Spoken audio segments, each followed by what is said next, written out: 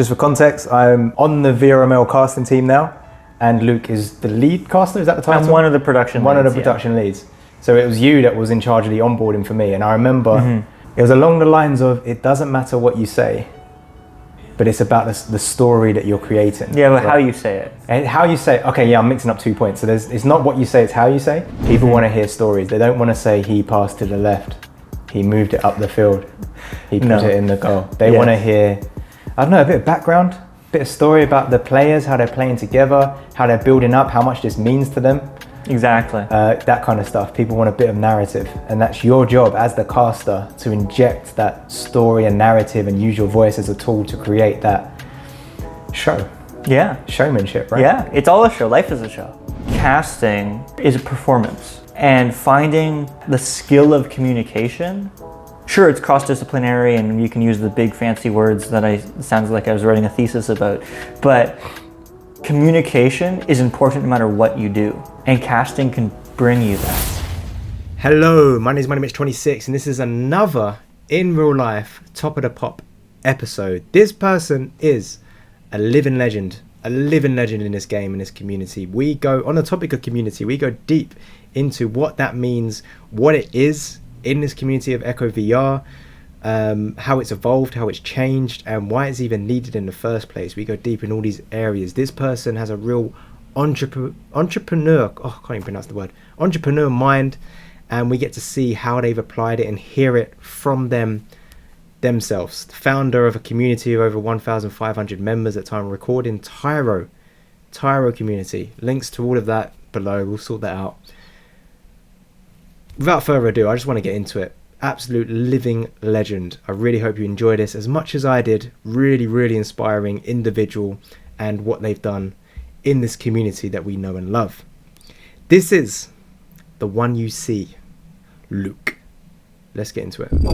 Hello, my name is MoneyMitch26, and this is Top of the Pop. I'm in a different setting right now, and that different setting is not Echo. This isn't a popcorn. It's a different place, and the reason for that being is that we are in Toronto. Guessed, why are we in Toronto? For Lanada. AKA Echo North, AKA Annex Phase Echo North. Yes, all of those. We're here. I'm here. I flew all the way out here. Luke is here because he lives around the corner. I didn't fly all the way out here. There. That'd be really weird, flying like 20 kilometers. You could make it work. You could.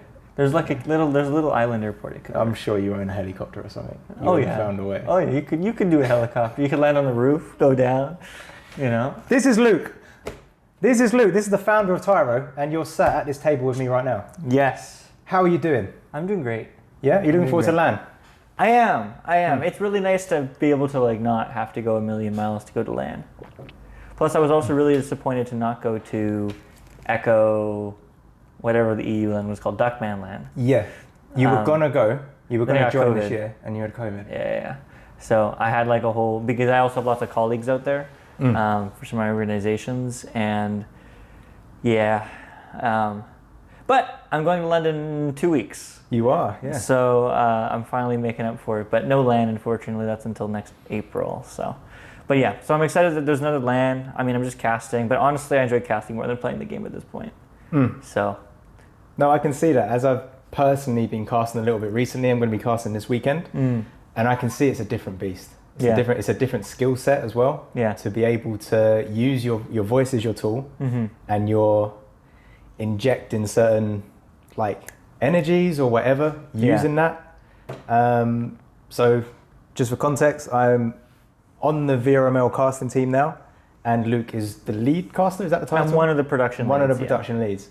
So it was you that was in charge of the onboarding for me, and I remember really just key thing that really resonated with me when you were teaching the newbies, me being one of them, was it was along the lines of, it doesn't matter what you say, but it's about the story that you're creating. Yeah, but right? How you say it. And how you say, okay, yeah, I'm mixing up 2 points. So it's not what you say, it's how you say. Yeah. But the other thing was, it was along the idea of injecting energy into the cast, and it was about tell a story. People want to hear stories. They don't want to say he passed to the left, he moved it up the field, he put it in the goal. They want to hear, I don't know, a bit of background, a bit of story about the players, how they're playing together, how they're building up, how much this means to them, whatever play is about being built up.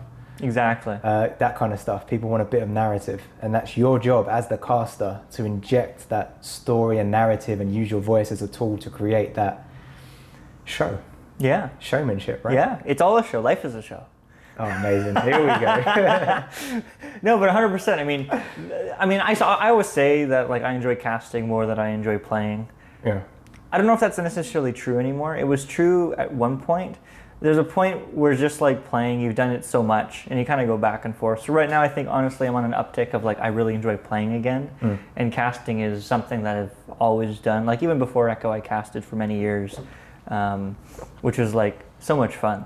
It's so much fun to cast. Different games, it's all the same intention, right? You're able to bring people in, whether they're someone who is familiar with what you're seeing or it's someone new and they're just supporting you. They're your family or friend and they don't know what the heck EchoVR is, and you're able to bring them in and you can say, hey, this is MoneyMitch making a pass. This is, the great job from this team doing this, or not so great job from this team doing this. They need to improve on it, whatever.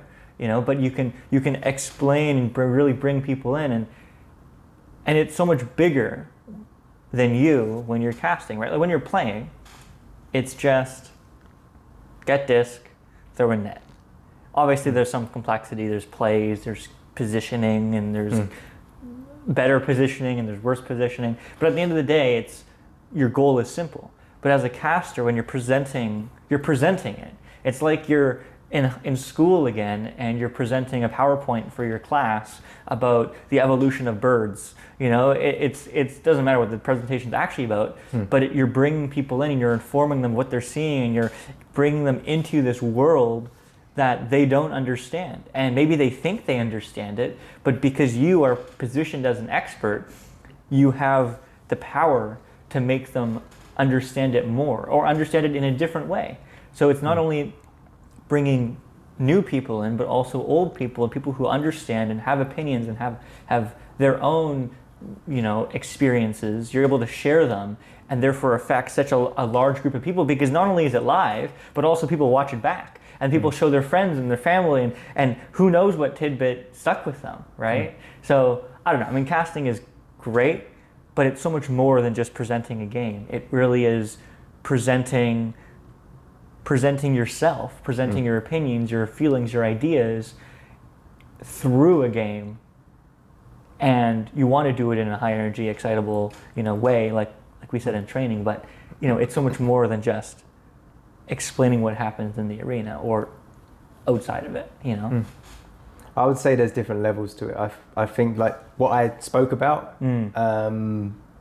speaking about what you told us on the onboarding for the caster. So it was me and like a cohort of other players, generally that haven't done any kind of public speaking or talking on camera like that.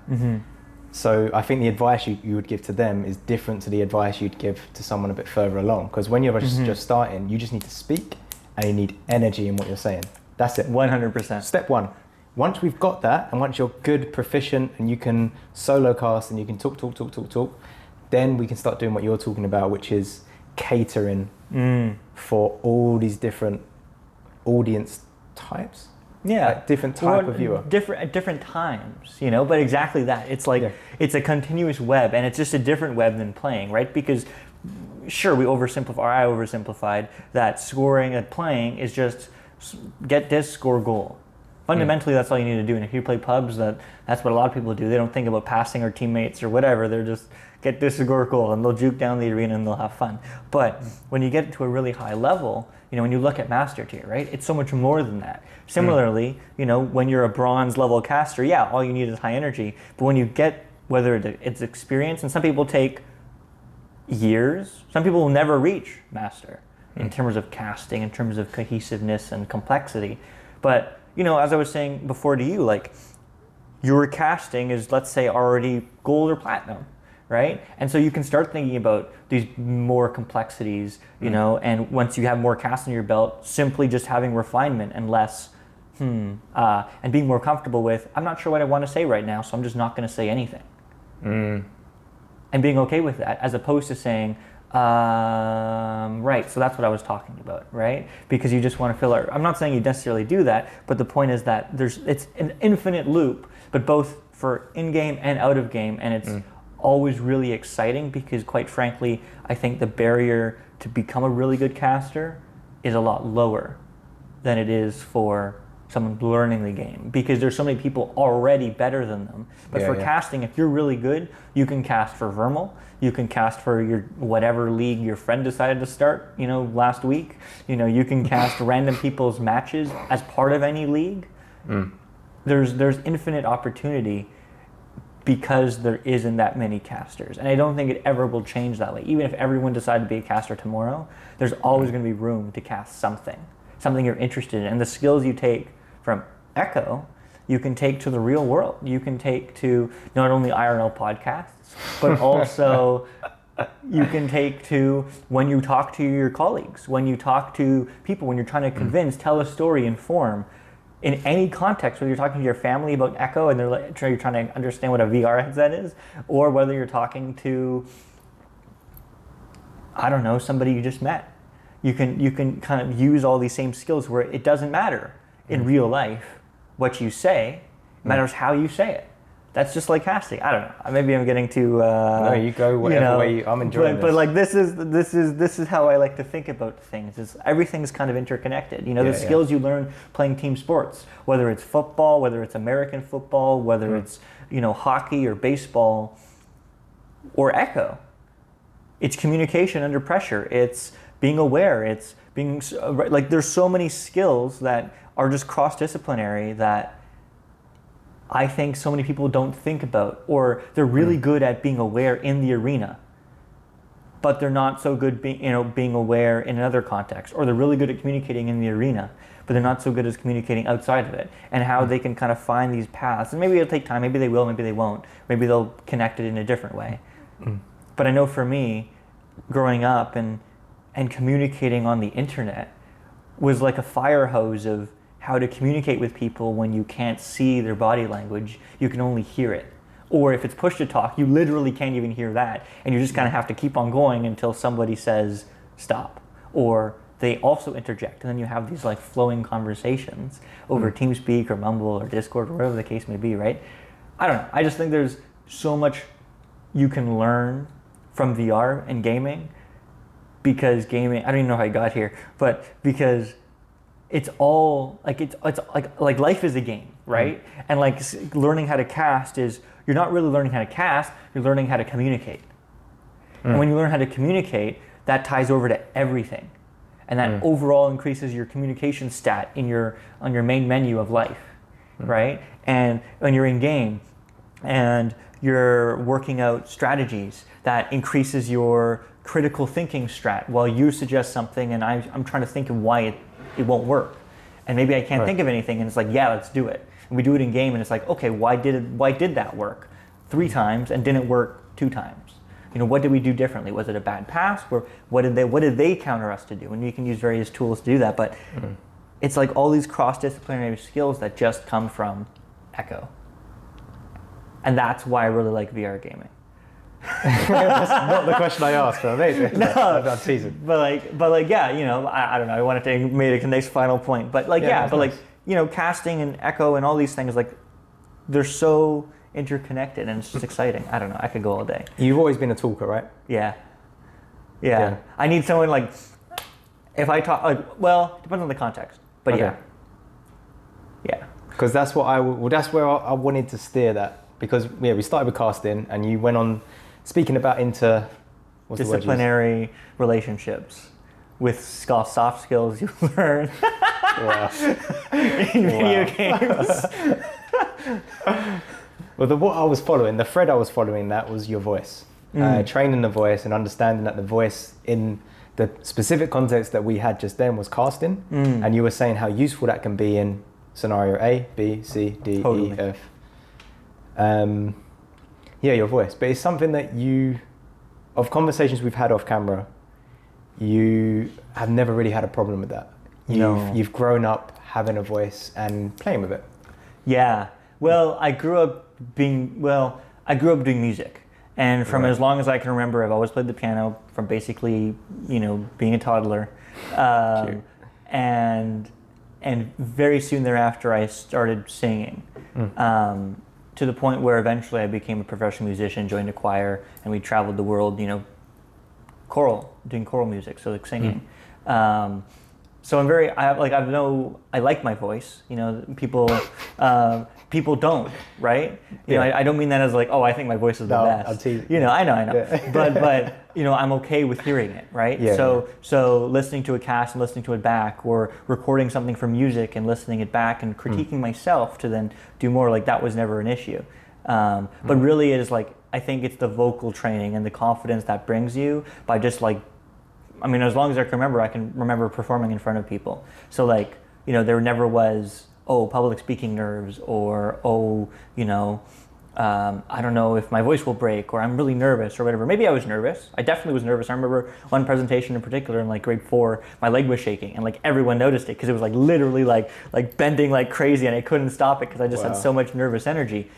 But like, just because I was nervous doesn't mean I wasn't comfortable doing it. It just, it was a high pressure social situation for grade 4, so for like a 10-year-old, right? But yeah, I've always. But just being real, I know you say for a 10-year-old, but even like there could be a 25-year-old or a 30-year-old, if they've never like battled with that beast, which is their own anxiety, and like the potential rejection of standing in front of 10 people, and those 10 people are like, ugh, that there's a human part of us totally that can't stand that. No.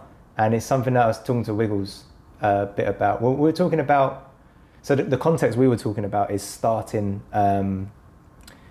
like social media in terms of producing, particularly, funny enough, voice. Using your voice and being okay with your voice, hearing it back. Because most people, they don't want that, and it's all like the shame or whatever trauma comes up. They're like, no, I'm not. It's like, it's coming from fear. I'm scared of feeling like that again. I'm scared of being knocked down again. And where am I going with this? Voice. I'm just saying it's relatable. It's not just 10-year-olds. And I think, so speaking from personal experience, I grew up kind of the opposite in that way. I was very quiet, very quiet. So that's why maybe that's why I'm so engaged with this journey and casting and doing this kind of stuff, is because it's kind of fun. Yeah. To find your power, find your voice. Yeah. The way I was trying to make that go is that you've got to do it at some point. You do. What, are you just not going to do it? So, say you're 14 years old. Oh no, I'll work it out when I'm 20. Or if I don't worry about it, I'll be really confident when I'm 21. Sorry, mate. You either work it out now or you work it out then at some point, or you never work it out, you go to the grave. Yeah. Never having a voice. Yeah, exactly. And I think that's also the reason a lot of people like casting. Because it's not uncommon for people when they start casting and they get into it, like you have, you're like, damn, I really enjoy it. You told me that on multiple occasions, right? And like, it's great. But also it gives you that voice. And not only that, from a more selfish point of view, it gives you that attention to 100%. give you that voice. So 100%. not only do you now have a voice, but you also have a voice that people listen to. It's positive reinforcement. Totally. So I do that, and then I get these teams messaging me. Like, even if they lost the game, they message me after, like, thank you for casting that. Yeah. You made that really fun to watch back. Yeah. Because I think I told you about this. There was a game that I casted, 2 teams of players that I actually knew quite well. They played their match, and the thing is, if I didn't cast their match, their memory of that evening, both teams, even the team that won, were disappointed in how they played, and messaging them after, like, their energy was just so low. Right. So their energy immediately after the match, when I said GG's, like, great game, their energy was like, yeah, we played bad, like, both sides. Right. Just to really hammer that home, the team that won felt really crap about how they. Think about that. Yeah. Well, it's competitiveness, You won. You couldn't have done, like, you won. I mean, you could get a higher score, but you won the game and you're upset. But anyway, so I've got these 8 players that are all upset over how they played. Yeah. Their energy before they watched my cast was so different to the energy after the cast, because then they've experienced the game, kind of felt a bit crap about it, watched the cast back, and just I think maybe it just takes the heaviness off it when they hear me just talking absolute nonsense and just having a really good time, I guess. It's the whole thing's ridiculous. You're listening to my voice over the top of you playing a game. Totally.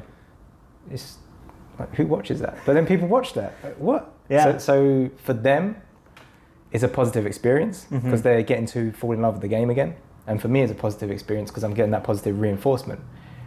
Something I've done using my voice, which is something that I wasn't confident with before, is people are responding to that in a positive way and saying, this is good, we want more of this, you positively affected my evening. That psychologically for me, speaking not selfish, but individual experience, that's what I experienced. Yeah. But then all these other casters that are coming up and trying this out. So I'm a bit older, I'm 28. So I'm finding my voice a little bit later in life. But I don't want to take away from the fact that you can, if there's any kids that are watching this that are like 18, maybe younger. Totally, doesn't matter. Just, why are you waiting? What are you waiting for? Yeah, and to tie that all together as a more cohesive thought. Go for it. Because everything I say is always off the cuff, so sometimes I have to rethink about things I say. Is like casting is a performance, right? And finding that the skill of communication, sure, it's cross-disciplinary and you can use the big fancy words that sounds like I was writing a thesis about, but communication is important no matter what you do. And casting can bring you that. Is that something you feel like you just knew from an early age? Or you were lucky in that you learned these kind of lessons early on? You know, that's a really good question. Well, a lot of my friends joke that I always sound like a self-help book. You know what they mean. And the reason being is because growing up, first was music, but then once I could start to kind of think and read, my mom would give me all these like self-help books, but like how to organize your time better, how to communicate effectively, how to be a good leader, how to work well with others, how to work under pressure, how to. And what kind of age is this? Is it like 7? From the beginning of time. Okay. Like you were just around this kind of. I was just around this sort of like, she hates this word, but like indoctrination of like it was my life, like music, sports, all the things that kids do, studying, whatever. I was a little bit weaker at math, so I took like Kumon, for any kid. I don't know if I don't know what that is. Anyway, it's like basically like a math tutor company. You go there, you learn math, science, STEM stuff, basically. Right. And I did that from a really young age. But like, as part of all of that, it was a constant feeding of, if I'm in the car, we're listening to tapes, because, it was back in the day, tapes were a thing. And we just listened to all these thinkers, speakers, whatever. Some opinions were strong, weak, some stuck with me, some I can't remember. And it was just a constant inflow of just perspectives, and whether these people, because there's always like the opinion of, these public speakers, they speak about these things, but they don't necessarily do those things, right? But for me, it didn't matter. I was still a kid. It was irrelevant, and from very successful people to very successful authors, whatever the case may be, hearing all these opinions, it kind of was ingrown. So when did I find a voice? I don't know. I was the kid that where was I? I was at St. Chris, so that means I was like at least in grade 5, where we had a school performance. Maybe I was younger than that. And there was a quiet part in the song, and I forgot there was a quiet part. So I was just singing as loud as I could, about whatever the song. I think it was like a Christmas concert, or like every grade there's like a few shows, and wears a cute costume. The parents love it. The kids are like, yeah, whatever, it's fun. And like everyone like looked at me like, shh. And I was like, then it was quiet, So I don't know, but I say those stories because I have recordings. Like my whole life is recorded by my parents. Basically, it's kind of cool. It's on Google Drive now. I can go back to basically even before I was born and see like everything that my family like ever did. Most things because it was recorded. So like it's really cool. So like I see. But when I think of my past and that same age, I think of myself as a shy, quiet kid. What year were you born? 97. 97. Okay, so you're just the end of millennial.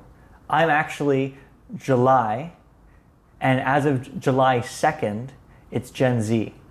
So technically, I'm like the oldest Gen Z by like 2 or 3 days.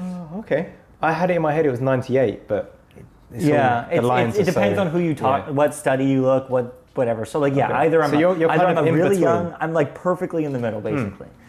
Yeah. That's interesting. Yeah, I relate to neither of them, so it's fine. That's really interesting, though. Yeah. It's like right on the line. Yeah. Some studies will say, oh yeah, it ends a little bit later, and some places will say it ends a little bit earlier. So it's like toss up. Yeah. That's really got me thinking, because it's been so like modular in my head, like millennial, Gen Z, right, alpha. Someone has to be in the middle, and that's me. Yeah. No. Yeah. I mean, I can kind of think of the upbringing that I had. Really was I didn't do technology. Like no game consoles, nothing. That was your that was like mother. until I was like 14. Yeah. Like it wasn't like I was like deprived of consoles. I just wasn't interested. I mean, like your mum was careful. Is that the word? But your mum was particular about the content that her son was consuming. Is that fair statement? No, I mean, sure, she was careful about it, but like I would read whatever. Like the reason I would consume so many books about self-help, improving yourself, and whatever was because I wanted to read like the Hardy Boys, and I wanted to read some random series for kids or Dragonborn or whatever. I don't know if these series were even out then, but all these books that I read as a kid, they were just like fiction. I really wanted to read, but instead I was getting fed these books. But it was like when I finished those books, I could read these books. And sometimes it was like, screw those books. I'm just going to read the books I want to read anyway, and I'll do that. Like it wasn't like it wasn't like I had them force fed down my throat. Where like if I really didn't want to read them, I wouldn't. It was more so that at some level I actually enjoyed reading them. I just never would have admitted that as a kid, But I also enjoyed reading, fiction, random other books. That kids read, but I don't know. I think reading is really cool. But yeah, thinking about that, I know it's a long way down the line, but eventually, if you start your own family, I do want to. What have you thought about this at all, or is it just too early? Yeah, I've thought about this. How would you go about in terms of like education, giving them the certain books? Do you want to do what your mother did with the self-help? Yeah, that's a really good question. I haven't thought about particulars how I want to do that, but what all those books, I know it affected obviously the way I think because it was what I was learning growing up in those really important developmental years. But I don't think about those things. A lot of those processes and ideas that they have, I just think of it as default, like how I would organize my time or run something or communicate or whatever. It's very methodological. I think that's almost right. I'll buy it. Methodical? Yeah. I don't know. Whatever. Compared with, I don't know. So in terms of my kids, I really want to figure out how I can teach them to learn. Because I think out of everything that all these books taught me, the one thing that really I feel is how there's the dating app questions and it's always what's your superpower? And then someone says I can eat 5 tacos and it's wow, okay, cool. Or I can run 15-second 100 meter. I don't know if that's pretty slow, I guess. But whatever, these various skills, I would say my superpower is learning. And I don't know where I learned how to learn. So I can only presume it was from one of these books or all of these books or tapes or ideas or whatever. So that's the thing I would really want to instill. Maybe because it's the 21st century as opposed to tapes, it's podcasts. Maybe as opposed to podcasts, it's still books. Because I do think having a physical book and writing things down physically is really important, even with all this technology, right? Do you journal? Yes. Physically or physically? Your phone? I used to journal on my phone, not the same. What's the difference? So the academic answer is there was a study done between cursive writing, remembering stuff, printing, remembering stuff, and typing, remembering stuff. Okay. And I don't remember the exact percentages, so these are totally going to be off. But basically, your brain compartmentalizes things that you physically do. One action. When you type, one action is one letter, meaningless. Okay. It's just typing with your phones, typing, whatever. When you're printing, each letter is an action. But it's together at least. It's grouped actions as opposed to texting or typing. It's all the same thing for your brain. We're not wired that way yet, at least in evolution according to the study. But when you write cursive, each word is one action. So you remember it really well, and you're able to reflect really well and look back and have a higher retention for the things you want to retain by writing cursive and doing it. I write cursive. I don't write cursive in my journals unless I'm like really feeling it. Usually I just print, but sometimes I'll write cursive. But like, yeah, so basically, yes, it helps retain my thoughts, my ideas, my memories that I want to retain because I'm journaling about it. And I have 3 journals actually. I have a productivity journal, a habit journal, and a daily journal, right? Yeah. And so the daily journal is, you know, basically 3 things I'm grateful for every day. If it's the crappiest day in the world, you know, I lost X number of dollars or X terrible things happened or, you know, whatever. Doesn't matter. 3 things you're grateful for every day. And so you can always go back to any day of your life and be like, wow, that was a great day. Because it was. Some bad things happened that day, but it was a great day, right?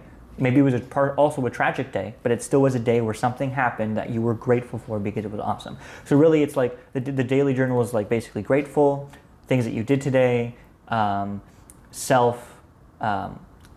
the word? Oh man. Like when you say like, I am great, I am awesome, I am a good listener. Affirmations. I'll start with a word as well. Yeah.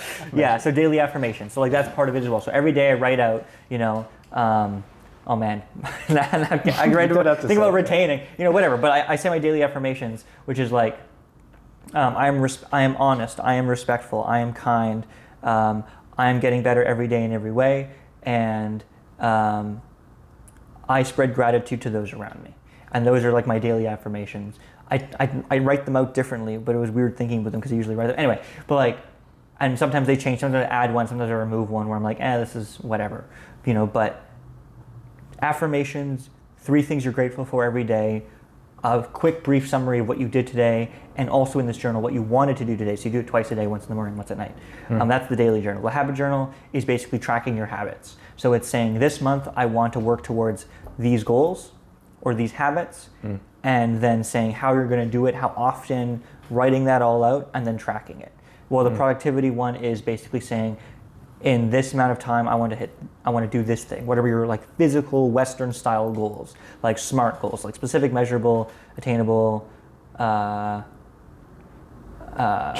something like that. Trackable is the last one, or I don't remember, but whatever. They're not SMART goals. They're like a different sort of thing. But like measurable, no, ignore me. I don't know. It doesn't matter. But the point is that like, you know, a very clear goal. Well, the habit journal is more like Eastern philosophy of goals, where it's not about having a clear outcome. It's about you want to work out every day for 20 minutes. Okay. Or you want to work out every day. That's it. So you can say, I worked out today because I walked 2 kilometers. You did your goal. Congratulations. So I really like the mix of like Western, Eastern. Anyway, so those are like my 3 journals. I don't know. No, you can talk about that because how do I say this? I don't want to. I don't like it when things get complicated with the labels that you put on it. When you say Western and Eastern, ultimately what you're saying is one of them is goals, hit a target, and the other one is actions. What did I do? What am I going to do today? Right, but the goals is still actions. But habits are daily actions. Yeah. Goals are things you're working towards, and they work together synergistically. So I don't mean Eastern versus Western as black and white, but I mean Eastern versus Western as in 2 distinct styles of thinking, which you can look at as black and white from an outset, but really they come together to form like this beautiful harmonious relationship. Because sometimes you want a goal where I want to speak fluent X language in 6 months. But how do you get there? By speaking X language for 20 minutes or 5 minutes every day. And guess what? Some days with 5 minutes are going to turn into 50 minutes, and some days with 5 minutes are going to be 5 minutes. Right? But if you have if you have the Western philosophy of goal setting, and you say, I want to do it 20 minutes every day, and then you hit 10 minutes, you're like, oh man, I didn't do my goal. But Eastern philosophy is just do it every day. If you do it you literally do it for 10 seconds. Right? You want to learn French, and you say, Je m'appelle Luc. Great. I practiced French today. Right? Well, and you can say, okay, but what if I set a daily Western goal of doing the same thing? Sure, you totally can. And there's no clear line as to where Eastern versus Western is, but the philosophy is less goal-oriented and more like, I want to build these habits towards a better me with no clear outcome. So I find mixing the two is like really beneficial. And with habits, do you track that like tick boxes? Yes. Exactly. They're like on a page, it's like little tiny tick boxes of the entire month for each habit. And basically you want to tick all the boxes. And when there's that one you missed, you're like, so the next month, make sure you tick all those boxes. Inevitably there's going to be one you missed or not. And then it's like, yes, I did exactly what I wanted to. Right? And I know I'm really steering away from the topic of Echo here, but I have one more question in this area. Okay. What habits have you got on the roadmap at the moment? What sort of habits have you got that you're either halfway through implementing? I'm really trying to fix my sleep schedule. Sleep, cool. That's a big one. That's a huge That's a big one. For me, I've struggled so much with a lot of different habits. Eventually I've wrangled them. Some of them I've wrangled and then lost. Some of them I still have, whatever. But my sleep schedule, I can't control what time I go to bed. I can, obviously, but I really can't. Like there's a lot of stuff because of Echo or just other things that happen late in the night, you know, that I can't deal with besides at that point. So it is what it is. But what I can control is waking up. So I really want to work out towards waking up every day at 6, no matter what. Whether I go to bed at 4, whether I go to bed at 10 p.m., right? It doesn't matter. I want to get up at 6. And for years, I got up at 6 for school because I commuted downtown where we're in Toronto to go to a school down here. There was the music school. And it was great. And then every summer, I'd be a kid. I'd sleep whenever. I'd play video games too late, whatever. But I really want to fix my sleep schedule because when I look at my productivity journal, when I look at my habits journal, I can tangibly see me wasting my time, which in turn is like really motivating because you tangibly see how you're messing up your own life, because that's the most valuable asset we have. It's not money, it's not how many VR headsets you have, it's time. Once it's gone, it's gone. So being able to track my habits and my productivity, which I've been doing for years, but I haven't been doing physically for years. I've been doing physically for like maybe 2 months now. And like that has changed everything, where it's like, darn, I really need to work on this, because simply getting up between at 10 versus 6 is 4 hours every day where I could do everything I'm not doing in a given day and do it. And if I do that, the power of compounding, of doing literally one line of a language, or 5 more minutes, or 5 minutes of exercise in the morning as opposed to at night before I sleep, or going for a walk, or spending some dedicated time to read as opposed to haphazardly throughout the day, or whatever the case may be, right? Makes a huge, profound impact on everything, but it all starts with waking up and wanting to be excited to wake up. Because I'm a morning person. When I get up, I'm up. But I usually get up like 10, 9:30, and like... Kind of related. Yeah. Do you drink a lot of coffee? No. Do you have a lot of caffeine? Never. No caffeine? Ever. Nice. Yeah. I'm the opposite. I'm so messed up right now. I'm reliant. In the morning I have a coffee, and in the afternoon at work we've got like this green tea. It's basically like a healthy Red Bull. Right. So it's got the same amount of caffeine as a Red Bull, but it's made out of green tea. It's all right. I feel like I'm being healthy having it because it's low sugar and all of that stuff, but it's caffeine. Right. I'm putting 2 doses of caffeine in my body. Right. 5 days a week. Yeah, that's a lot. I mean, the point when I thought it was too much was when I was having like 3-4 a day, and like the 3rd and 4th weren't having an effect on me. I was still falling asleep. I was like, whoa, okay, Mitch, calm down. Calm down. Right. Tried to go cold turkey, and that was awful. Like I slept like a baby. Yeah. But in the day, like I just couldn't operate. Yeah. So I'm kind of finding a happy medium with it. And what's cool about that is when you stop, like if you had a cup of coffee now, you'd feel it. Because you just don't have it. And I kind of had that when I came back to it. I was like, oh, this is what it feels like to be. Let's go. Yeah. It woke me up. Yeah. But yeah, that's one of my own habits that I'm working my way through. I don't think I want to eliminate it, because I like to have that productivity in the morning. Right. Like a morning, like, bang, let's go. You're awake. Let's go. And then Like that, the first 4 hours, this is just where I'm at the moment in terms of my own productivity. That first 4 hours is key. Like you need to be on for that 4 hours. Yeah. It sets the tone for the afternoon. Exactly. It sets the tone for the rest of the day. And then that day sets the tone for the rest of the week. You know, and then it just compounds into each other, and suddenly there's no way you can wake up later than whatever time you get up, you know, so you can have that 4 hours because it's just so ingrained into everything else. And then you build habits on those habits. It's like a pyramid, right? And then you're building taller and taller and taller pyramids until there's one day in the future where you have this unattainably high pyramid where people are like, wow, how productive are you? But really it's years of building that up, starting with that first 4, you know, hours, your cups of coffee or your cup of coffee, your exercise and whatever else, right? Yeah. This is amazing. But there's no way I can upload this, call it Top of the Pop Echo Podcast, and all we've done is just talk about productivity. Okay, let's bring it back on track. All right. How'd you get into Echo? My cousin. Yeah. My cousin Remy. He got a headset back in like 2018. Is he French? My family's all French and Spanish, and Chilean. Spanish is not quite accurate. I said Spanish for years, and people were like, "Oh, they're from Spain." I'm like, "No, Chile." They're like, "Oh, okay." And then finally, somebody called me out on it. And I was like, I never even thought about it. I was like, "Oh yeah, they're Chilean, I guess." But yeah, so like I'm half. I know I look white as heck, but I'm actually like a quarter Chilean, and like, you know, whatever. Yeah.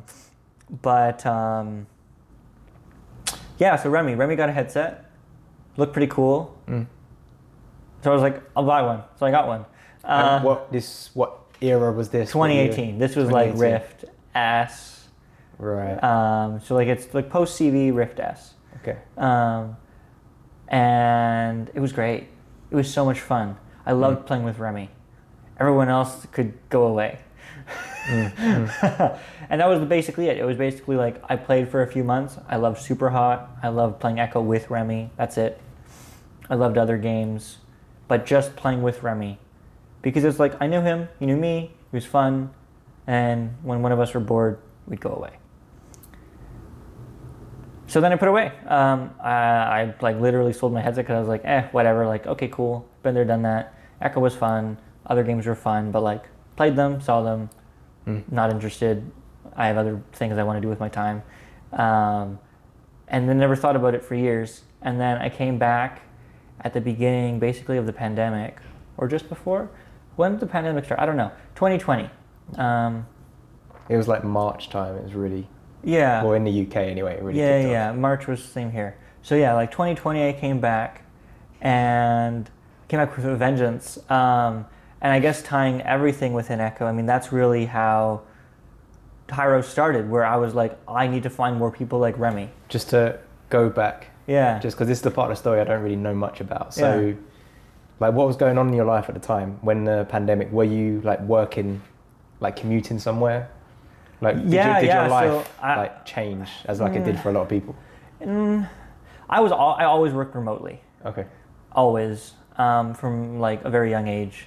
Whenever it was work, because I created organizations very much like Tyro, just with a different end goal. And it was always remote. So basically the only thing that changed was I was just completing my master's at the time. So I did my last semester, which was a summer semester because I did an accelerated program, online as opposed to in person.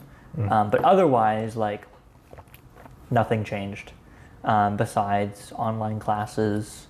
I mean, there's some interpersonal stuff that changed, but like in terms of like I think what I'm asking, you're going into Echo and like suddenly putting so many hours a week into like this what hobby. what void did that fill? That's the question. I got you. It filled all the networking and extra social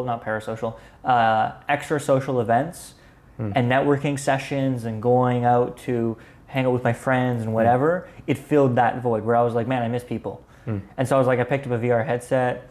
There were people. There was people. Yeah, right. And I got a Quest 2 initially, and then I got a bunch of different headsets. I have too many now. And I mainly play Echo on a CV1 for over a year now. But when I first started, I picked up a Quest 2. It was great. I Played all the same games, played super hot. And it was great to like play with a cord. You know, I mean, not that it was a huge hindrance because like you don't really think about it because that's what I was used to. But it was really nice to have like freedom and like be able to like play anywhere. You know, like we could just push some stuff aside and play on Quest, as opposed to like, oh, okay, where can I put my computer? Where's the plugs? You know, all those things, right? All those considerations. So really, yeah, from there, from the world of networking, we went from networking in person for business purposes to networking online because I want people who also find this thing kind of cool and think about the way I do. So really, I started playing more into Echo, and I played a little bit. I asked Remy to play. Remy played a little bit, you know, but he kind of moved on from Echo and VR in general. Like he plays in VR here and there. You know, he enjoys Boneworks these days, but like he plays for a little bit and then he moves on. Kind of like I did with VR. Like I played a little bit and then he moved on. But I wanted to spend more time in it. I thought it was really cool that there's, you know, something fun to do, some sort of exercise, you know, and really it turned into trying to find friends. So I looked up like EchoVR groups or whatever, you know, and at the time there was a looking for group channel in the VRML server. No, I didn't know VRML existed yet. Actually, I did. I knew VRML existed, so I found VRML. I found Echo. I found VRML existed back in like preseason or right before it got into Echo, back when I first started playing Echo with Remy back in like 2018 or whatever. And I was like, oh, it'd be cool to join and get like the preseason badge because like this is never gonna happen again. And I didn't. I didn't care enough. Or season 1 or whatever it was. I don't know. Someone can correct me, I'm sure, in the comments. But yeah, so really it was like, I want friends. And so Kadaski at the time, who founded Tyro with me, was looking for friends as well. Where did he post this? Was this Reddit? Posted in Vermal. In a Discord we didn't server? post in Reddit until after I joined. So he started it like January 23rd, and and then like 6 people joined, and that was basically Tyro EU. And because that's was his intention, and then I joined on the 27th, so like a few days after it joined, and I was like, hey, like I've done this many times before, like I love scaling like, you know, communities, and also I want friends who play Echo, and like let's do this thing. And basically we did that thing. You know, we started training people, you know, who were noobs like us. You know, we knew X plus 1, they knew X minus 1, some of them knew X. How long, you know? was, I think you did say the dates, how long was Kaidaski, like how long was Tyro a thing? Like less than a week. Oh, wow. Like it basically was like he just started it and it was kind of like, yeah, like whatever. I just created a Discord server to hang out with some buds, you know. And then he posted like looking for like-minded people. And at the time there was no age thing. It was just like looking for people who are cool and chill, basically. And I was like, cool, this sounds like my cup of tea. And so I joined and I pitched myself to him, and he was like, sure, let's do it. I mean, it wasn't anything at this point, so like, you know, what's nothing of nothing? Still nothing. And basically we built it together, and for me it was like my responsibilities was like scaling the server itself, and that's where you saw the Reddit post, I presume, you know. And then I was like post on Reddit, post on Facebook, and that was kind of Kadaski's role, where I was like, I can build the server, I can manage perms, I can figure all that out, I've done this a million times, you know, but you can do like the marketing stuff, because I mean it's straightforward, but it's just like lots of repeat and like posting everywhere. What does that was my question, what does marketing stuff mean? Marketing Promotion. stuff for I mean, if we wanted to make Tyro like a G2 esports or Cloud9 or OG, like an esports organization, Got it. It'd be very different than what we're doing. What we're doing is really community focused, and that's all we care about. The intention of Tyro, even to this day and back then, was literally, let's find some more people and share the joy of VR with them through Echo at the time. Now it's more games, but it's still predominantly Echo. And that's it. That's all there is to it. There's no anything else. So literally it's just posting more about it. And now we're at the point where we're big enough where, you know, if you go to any thread that I've seen, at least on Reddit or most of them on Facebook, you know, someone's like, oh, I'm looking for a group. Now we're more mature because that, you know, at least age-wise, because that's kind of the community we want to cultivate of, you know, people who know who they are, at least at some way. You know, at least, and for me, it really is more so, at least the way I look at it, and maybe someone else looks at it differently, is I want someone who says if they're going to show up to this event where we're going to play together, they're going to show up. And it's not going to be, oh, sorry, my mom called me for dinner and I can't come anymore, like at the 11th hour or whatever. And it's fine. Totally reasonable that happens. But, you know, it's a place where we honestly don't even need to have the age thing. It's just kind of like a pre-screening of like, you've lived life at the very least. And I know there's plenty of cool people who are younger who would be great members of Tyro. But really it's again, if the intention was to grow it as an esport company or organization, then totally. But it's a community. And I mean that in the most pure sense, where it's the whole point of it is to just hang out with friends, to make new friends. And there's a million spin-off organizations that have come out of Tyro now from people who've met in Tyro, straight, you know, whatever, all ages group. Some of them are more sweaty for Echo. Some of them are just general group games where, you know, they'll promote different other games. And quite frankly, I'm sure some of them are monetized, and, you know, Tyro doesn't make any money, so they do better than us, which is significantly larger than them.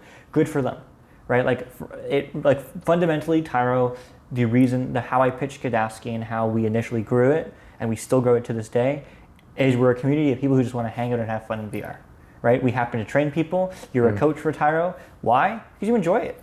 Right? You know, there's nothing you get out of it besides personal satisfaction of being like, I know this thing, and you actually want to learn it, and you're going to listen to me talk for like half an hour and a half about this thing that I can nerd out about, and it's really fun, and you're going to be like, wow, that was great, as opposed to like, wow, nerd. You know? And that's what it's powered by. And maybe one day, if Echo dies, you know, and maybe Tyro is too closely linked to that, maybe Tyro will die too. You know, I hope not. I hope it is able to transition to other games, and we're already trying to do that, you know, to not have all our eggs in one basket per se, you know, but nevertheless, like, that's what it's all about. And if it did die, I'd be sad. I'd be like, man, there's a lot of cool people I met, but like, I wouldn't lose my friends and the connections I've made. It just would be different. Or maybe it would just be a community that isn't growing so much anymore, and just people who hang out doing their own thing, and that's whatever, right? But that's, and basically, it came from a point of like, where I wanted friends. I was like, man, I want friends to play this cool game in VR, and this was a means to a way to do that, you know, and nothing else really. And I really am of the attitude that I don't want it to be anything else. I think truthfully, if I wanted to create like an esports org, I would make a separate thing, even if it's like called Tyro VR as opposed to like Tyro, right? Like maybe it'd be something very similar, but I wouldn't want it to be Tyro because I don't want to remove like the purity and the people who are within the organization, the community, to just be that's what it is. It's just a community, you know? I don't know if that makes any sense. Well, as you're saying that, where my brain is going, the cogs are turning, and my brain's going, like, MoneyMitch, what are you doing? Why are you doing this? Talking to people one-on-one. Why are you spending all this money flying out to Canada to meet these people? Like, what's going on?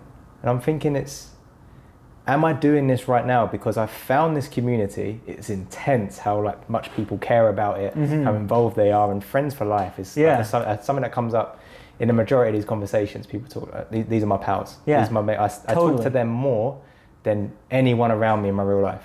These are my pals. And I think this is what I'm trying to show. I'm like, look, all these amazing people, and then these are the kind of conversations that come out one-on-one.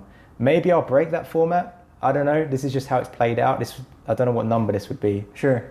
But I'm just thinking out loud. There's something, and then with these provoking questions, that's not a word. Yeah, whatever. Yeah, they're provoking questions. I'm looking for what is it? What's going on? Because this is more than a video game. It is. It's a community. And this is Tyro. And no. Go on. The reason why you're here, I'd like to believe that, well, you had a great time in Tyro Land and then you decided to come here and Duckman Land. But there's something else. But really, it's community. Yeah. Maybe that's not the right answer, but it's the right answer for me. You know, and for me, it's that's what people miss. Every organization. Maybe that's being too nice. Every random Discord server that comes up and wants to host a tournament and wants to do a bunch of cool stuff. The reason why it doesn't work for the grand majority is because there's no community, right?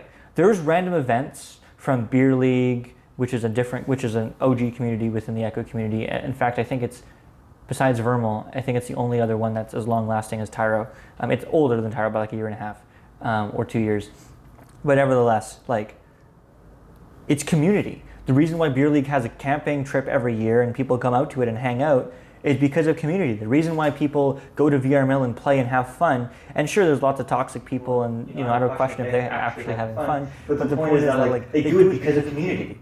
They do it. You're here because you're part of the Echo community. You have the wherewithal to spend a bunch of money and just for fun to come out here and play some Echo and cast and talk Echo with some interesting folks, and at very least different folks, and that's at least my answer to most things. It's like, why are people interested in doing this activity, whether it be Echo or rock climbing or dancing or whatever? Because they feel like they're part of the community. They're part of the community of rock climbers. They go to this gym and they see the same people every time they go, or they see the same people on that day of the week and that time that they go, or they dance and they dance with the same people, or they meet new people through dance and they meet other people who knows those same people, or whatever. Or simply you are a member of the dance community, even if you go to different places, or you're a member of the, I don't know, those are the communities I'm in, right? Where the point is that I believe that the answer to most of these questions ends up being people. And the fancier answer is community, but really it's people. And really, whether you're talking business or Echo, or random video games like Echo, the answer always is people. If you can connect people will do crazy things for other people because they can. And because they feel like they're one of the same. They're part of that community where they get it. You might lead completely disparate lives.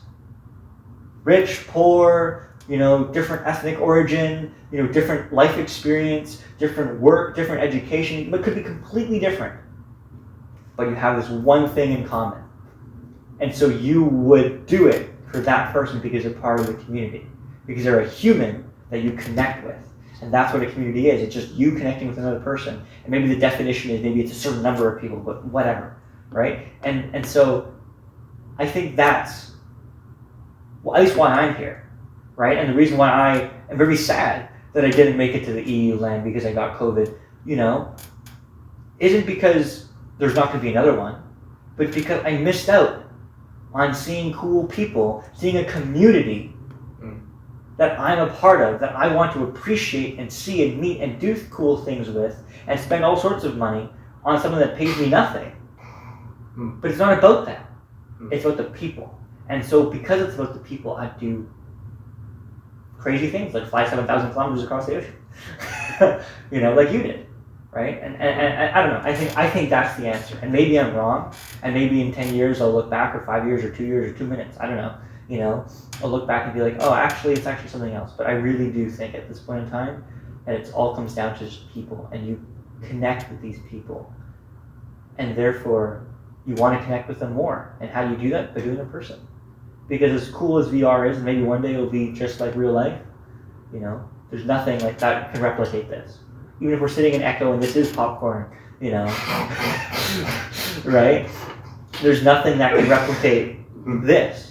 Being in person, and I can physically see your, and even if VR gets good enough, and I'm sure it will, where, we can have an augmented reality where I'm sitting in this chair and you see me in this chair in this room, but it's still, maybe it will be the same, but I would like to think it's still not going to be the same physically seeing someone there and interacting with them and all the nuances that our brain picks up on, whether it's blinks or where we look or breathing or fidgeting or whatever. So that's why I think you do it. I don't know. That's why I do it. I've got to say, having this conversation now, like just the intensity of sitting across the table from you. I mean, like you, because you're a high energy person anyway. Sure, yeah. There's a couple ways my mind went there. There's something I want to circle back to, and I will in a minute. But going from playing a game with someone, playing in the same lobby, comms, I'm on your right. right cloud, pass. That, to them being on the same team, organising stuff, meeting up, training before we, like warming up before we go into a match. Then there's like top of the pop, where it's still virtual, I've got a headset on, but there's a floating avatar and they've got voice that I'm listening to, interacting, and making a show out of it. And then there's this, and this is weird, like the headset's off. What the fuck? That human on my Discord. It's intense. Like when we first sat down, and like I had to get myself into the mood of it because, like, you know, I've been to be 3 other people. Totally, a long day. Very impressive. But it's just intense. The intensity, and I'm just riding with it. This is awesome. I'm looking forward to it. It's cool that I've done all this today, so that we've got the next couple of days of the actual LAN. I mean, all those people and casting and playing, all of that. But what I want to circle back to was when we started this conversation, we were talking about casting, and we said about separating what you say and how you say it. And the parallel I'm seeing here is it's not what you do, it's how you do it. And I think that's what's going on here. It's not what we do, playing the activity of being in the arena and playing, I don't know, like just open comms, 4v4, everyone just talking nonsense, hanging out. It's not about the game. It's not about the headset we have on our face. It's not about the score and the scoreboard or any of that, how much time is left on the timer. It's about who's in that arena with you and how we're making each other feel. I think that's the parallel my brain made there. It's not what you say, it's how you say it. It's not what you're playing, it's how you're playing it. 100%. And I mean, it's a bit of a biased episode here because you are the founder of Tyro, and that is something like a topic that we're working with. But yeah, Tyro is definitely something that is just that. It's touched that. It's hit that. It's gone right through the superficial, and this like need. I want to use a more like a fancier word than need, but like a desire, a want, something that people put on a headset and are looking for, which I still haven't put into words yet. But it's along the lines of community and connection, and probably what you've been talking about for the past 20 minutes. All of that. Is what people are looking for, and when they find it, they commit, like monetarily, traveling, time, having time for it. Yes, community. And that's partially why it became biased towards adults, the community, because I want to meet you at this LAN, at the next random event, you know, like, you know, I'll hit you up when I'm in London in a few weeks, you know, like, those are the relationships I want. And I think that, and if I want it, then I can only imagine other people want it. And the reason it biased towards, you know, adults was because, sure, the maturity or whatever, but like, it's not really about that. It's about, we can decide to meet in Australia in 5 weeks because we can.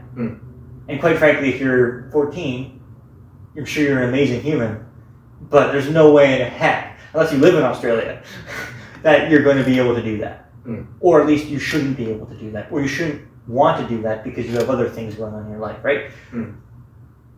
And so I think, as you say, bias, of course, but I think the reason why there's at least a lot of potential within Tyro is because of the adult aspect, where you can decide and everyone can go, just because there's a map, there's a worldwide map of Tyro within the community. I'm sure you've looked at it, where you can see where different people are, and there's not like addresses or anything. I just tell people to put their city, then I update it every few weeks. And people have been like, I'm going to go to Chicago next week. Tag the people who live in the Chicago area, like, want to hang out. Oh, this is cool. This is and then they hang out. Right, exactly. You know, people are going to Europe and they're like, hey, I saw you lived in this place. Like, want to hang out? Sure. Or we're already both in London or UK or France or wherever, right? And you can hang out, right? And And whether it's a good experience or not, it's an experience, and it's something you were interested in doing, and you could do because it's a mature community where you at least have a baseline of we're all adults, we can do what we want, right? And I think that just feeds into it more, into the aspect of like connecting and people, it's like we're waffling about for the past hour. It's just cementing the fact that this is more than a video game. Totally. Because I've got a university friend who's really into bikes. Really into bikes. And he basically built a Tyro for bikes. So now he can go off to Australia or somewhere and he'll meet people that are like part of that little subculture. And yeah, like his videos that he puts up on Instagram and Facebook are of him out in Sweden riding with these other bikers that are in this like community. Yeah, I believe he makes a living off it as well. Nice. So then like just branding like t-shirts, glove, like biker gloves and that kind of stuff. But it's just people. Like these people have a common interest. They have totally different lives as they're all bikers. But it doesn't matter. But it matters in that context. Yeah, because that's the community. That's like the gateway. The gateway to the yearning need for that community. Yeah. For them, it's through bikes. Yeah. But it's also through VR. It's also through this, that. Traditionally, is it even like a religious? Am I taking this to a completely different level now? And how people go to church because they want to be part of a community? Is this now just like a modern, a different type of that? Maybe. Community side, no cult, no religion, Scientology. I don't know. I never thought about that, but. Dismiss that one. All right, let's not go. I don't know if I want to breach that topic, but I think, I think at the end of the day, like you make decisions because you want to feel like you are part of a group, and whether that group is something, and there's people who spend their entire lives playing Echo because they're young, or because they just love it, or because that's the only thing they can do, for tragic reasons or happy ones, whatever. But people want to feel connected with other people, and if you can have a place where people do that, then that's powerful, right?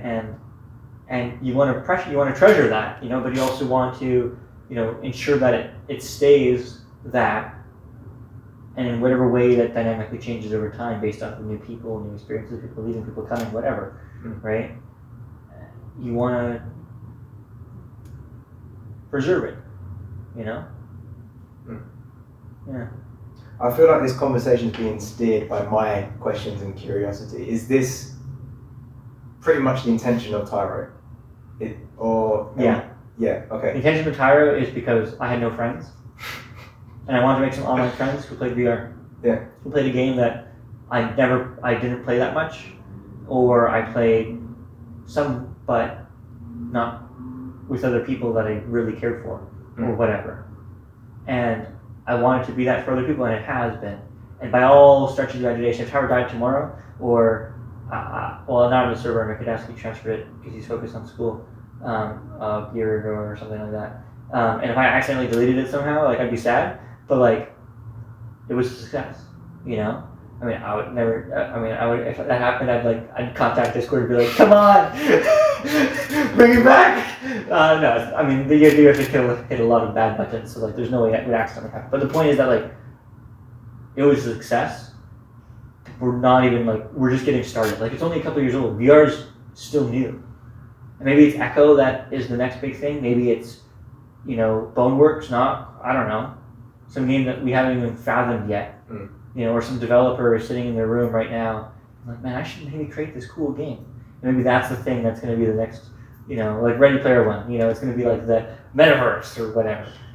But I think Tyro will be here for long for the ride, because whether people come and go, there's some people who will stay, and there's some people who have been part of Tyro from that first marketing push we did, 2 years ago in February, right? And there's some people who joined 2 days ago and are already loving it. And there's people who join our academy and never played Echo before and are becoming way better Echo players, in like a period of 4 months or 4 weeks than I have in 4 months, before Tyro, because we didn't have a Tyro Academy. We just had a Academy of Hard Knocks, you know, and begging people who are better than us to be like, hey, can you show me how to throw?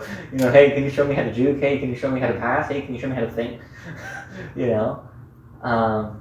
You said marketing push back in February. Yeah, we just like posted everywhere. Posted on like all the Facebook groups, all the Reddits, all the communities we were part of, in like VRML, Echo communities, just everywhere. Just like join, you know. And now it's less about that. Now it's like we have enough people, and there's always people joining every day. Sometimes we have like, you know, dozens of people, and other days we have one. Sometimes we have zero, right? But by and large, every week it's always expanding. There's always more people discovering it, finding us, you know. And that's what it is, and that's what it forever will be fundamentally. If it becomes more, it will need to always be community, because that's why people are there. Community. The core of what I'm observing, the core of Tyro is it every day of the week? Pretty much every day of the week. Every day, yeah. There's something. Now it's every day. That was our goal years ago when we started it, and we were like, "There's no way people are going to play Echo every day," you know. And there is at different times, you know, different people, different, you know, places in the time world. zones. We got OCE. Yeah. We have people from Dubai. We have people from Africa, the continent. Wow. You know, South America, North America. You know, it's crazy. You know, we have people from all ages too. I mean, our youngest member, initially joined when he was 14, Barry Benson. But now he's probably 16, so he's probably our youngest member now, because he was the youngest at the time we cut off the ages. Let people lie. I mean, it's not like we're like asking for their birth certificate or whatever, right? Yeah. But like if there's any BS, we just kick them, so it's fine. Or ban them. Usually I ban them, and there's no appeal process. Like if you're a bad net, like sorry, like you had your chance. You know, and I'm not interested in becoming a community like that where you get second chances or whatever, because I'm not interested in any of that. I want to connect with cool people who are always cool people, not most of the time, right? And I want other people to connect with cool people who are cool people all the time, right? And, you know, some people were like, we give warnings to it, sometimes they're better, some people are aware of things, but, you know, that's the point. I had a point to this. Right, but the point is that at the core, in order for Tyro forever or any community to ever be successful, it has to be a community first and whatever else second. So as long as we keep up the community aspect of Tyro, no matter what game or how it shifts and turns over time, it will always be what it is today, which is a community that hosts events for the community to do cool stuff with the community. Because without the community, it's nothing. It's just a server with a bunch of random names in it that don't mean anything. They only mean something if you decide for it to mean something. There's people all the time who join, usually Facebook or from our website, who then don't know how to use Discord. So they create a new account, and I think some of these people, because they don't know how to use Discord, they don't create an account. They just like log in via Discord using like a cookie in their browser, and then they try to find it again and they don't. So there's like lots of tickets that were people that's like no profile picture, no nothing, like a genuine human, and like they do it once and they never come back. And I feel like it's just like a cookie, or maybe they do come back with just a different account or whatever. And like that's the barrier that we're working on, like, you know, making that Discord app a lot more accessible, and the process a lot more accessible makes a lot more sense. But yeah, it also has to be a community. To answer your question. That's cool. You know? Yeah, have a sip. Making you talk that whole time. Yeah. So next question. So outside of Tyro, what is Luke thinking about? What are you curious about? What opportunities are you seeing on the horizon? It doesn't have to be VR related. It's cool if it is, but it could be any interest in blockchain at all, AI. I'm interested in everything. Okay. You know, for me, it's, and I can really, I mean, that's obviously not true, because no one can be truly interested in everything. But sure, I'm interested in blockchain. Sure, I'm interested in, you know, AI and the dangers and the powers and the benefits and the drawbacks that all has. And sure, you know, that's all important. But really, I'm just interested in meeting more people. Like, I used to network with thousands of people in a week. And now I network with a few people, if I'm lucky. And it's now that everything's opening up again, like I want to find that again. You know, I've been going rock climbing again. I've been going dancing.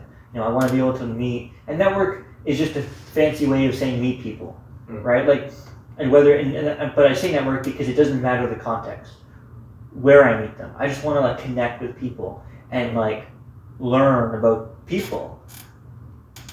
So I don't know, maybe that's a bad answer, but like really the true answer is I'm really interested in just like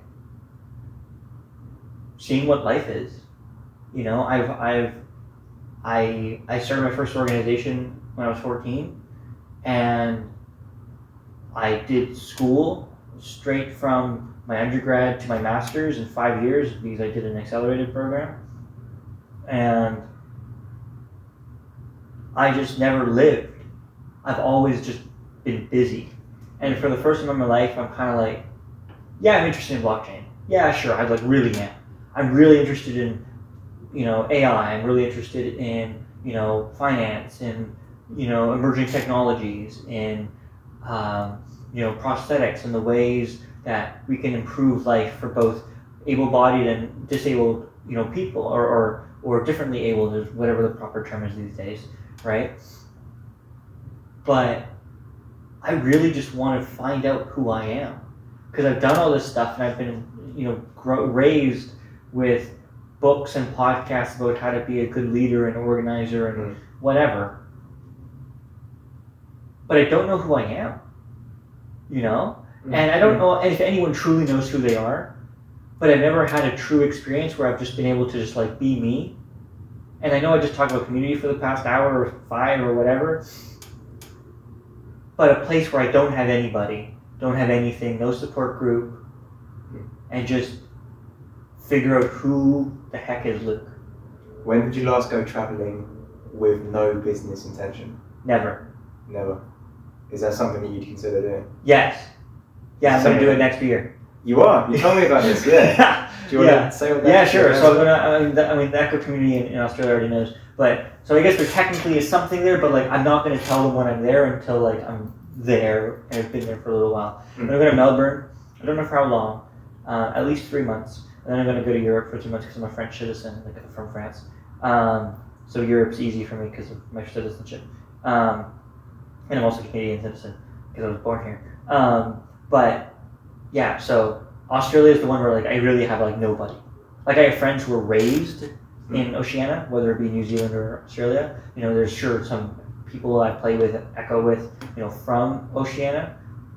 But I don't really have anything or anybody. I'm like, sure, in an emergency situation, like, yeah, sure, I'd reach out to the Echo community, I guess, of OCE. But like, I really want it to just be like me. And that's like the thing I'm really interested in, because like VR is cool, real life is cool, but I'm kind of at the point where like, I want to know who me is, who I am. And I read this book, and I was telling you about this as well, that basically is like, you won't truly know who you are until you go somewhere where you have no support network of any kind. Because even if you move away from home, if you're in the neighborhood, if you're in the same city, same country even, right? It's familiar. You know how things work. You know who you can reach out to at any given point. You know how everything kind of connects. But if you're in a new place, there's none of that. It's just you. You versus the world. It doesn't have to be so combative. You and the world, right? And that's what I really want to like help discover who I am. So that's really what I'm interested in. I'm just interested in discovering who I am. And so, yeah. I'm sure, you're an incredibly intimidatingly intelligent guy. Oh, no, I'll make you feel uncomfortable. No, I don't think so. I know you try to avoid that. I don't think so. But you are just incredibly intelligent. Well, just from the conversations we've had, like here today, but over the past, all of yesterday, it's honestly it blurs when you're jet lagged like I am now. But yeah. What was my point? You must have thought about this already. I'm sure you've spent like a significant amount of time working out who am I? And I had no idea. And I realized that that's like trying to write a book, but you don't know what the book is. You don't know what the story's about. Like you have to make a decision as to what it's about. And the decision I made before I started writing that book, in this stupid analogy that probably dies pretty soon, is the words I chose to write in my book. Yeah. Is to go to a place that I don't know. Because I've traveled a lot, but I've never traveled to Australia. So it's like a totally new foreign land, you know. And because for so long, honestly, like I was down. I wouldn't say depressed, that's too strong of a word, but I was definitely down for like at least a few months. And it wasn't because, you know, bad things happened in life. Life was great. It was because I had no idea who I was. I didn't know what I want. And I think that journey of discovering yourself and, you know, is the way to do it, because it's like indigenous people. Since we're in Canada, let's talk about indigenous people.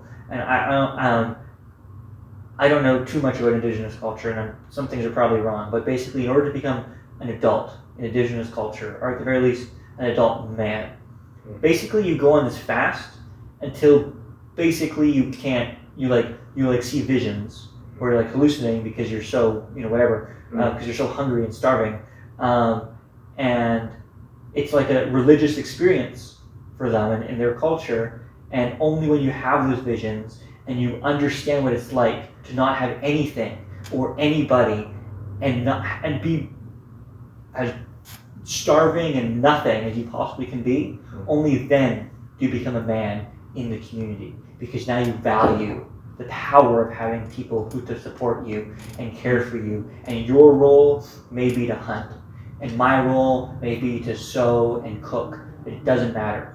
We value it more because we saw what it was like to have nothing, right? And I'm sure that was terribly described Beautiful. In terms of like how it actually is for the indigenous communities of Canada. Okay, yeah, But the idea behind it, right? That's what I remember. I remember that idea behind it, and that's kind of this idea to go trek to Australia and to other places like that are truly fresh and new. Is that like there's nothing there? I'm not going to starve myself. You know, I'm not gonna live as a bum, but I'm going to go to a place where if I want to make friends, I have to join a community. I have to do something. I have to put myself out there and discover who I am, what I want, you know. And maybe I won't find all the answers I want, but it's at least a step in the right direction, I think. And maybe it's not. Maybe I'll, you know, if we see each other in a year, I'll be like, man, yeah, I did all this traveling, it was fun, but like pretty worthless. I don't think that's going to happen, but it might, right? But I think truly I'll discover so much about myself, like basic things, you know, like when I don't have a family event to go to, I have a large supportive family. We support each other. We're great, you know, basically everywhere, like across Canada, but also like across the world, in Chile, in Europe, like wherever, right? And we're very close, you know. Sure, we have our whatever drama, but like 95% of the time we all get along, period. And I know we're very lucky in that way. And so like, I don't know what it's like to not go to a family event every month or every couple weeks or less or more, right? But doing this sort of trek, I think, will like truly distance myself from everything. And sure, I'll still talk to my family and, you know, FaceTime in, say hi, happy birthday, you know, happy Thanksgiving, Merry Christmas, whatever. Well, I'll be here for Christmas. But, you know, I'll know who I am, I think. And I have friends and colleagues who did this, who moved from far away to a new place where they know nobody, know nothing. And they're 100% were like, yeah, that's only when I truly felt like I really knew myself. And that's really what I want. So that's what I'm interested in. Myself, which is very selfish. but truly that's like the number one thing for me right now. Yeah. If you never work it out, if you go, like you extend it, you do 2-3 years out there, you come back, and you sit here 3 years wiser, 3 years older, and still don't know, how would you feel about that? I would be very, my first instinct would say I'd be very disappointed. In who? Myself. But I don't think that's right. That was my first instinct. I think, thinking about it for 10 seconds, I think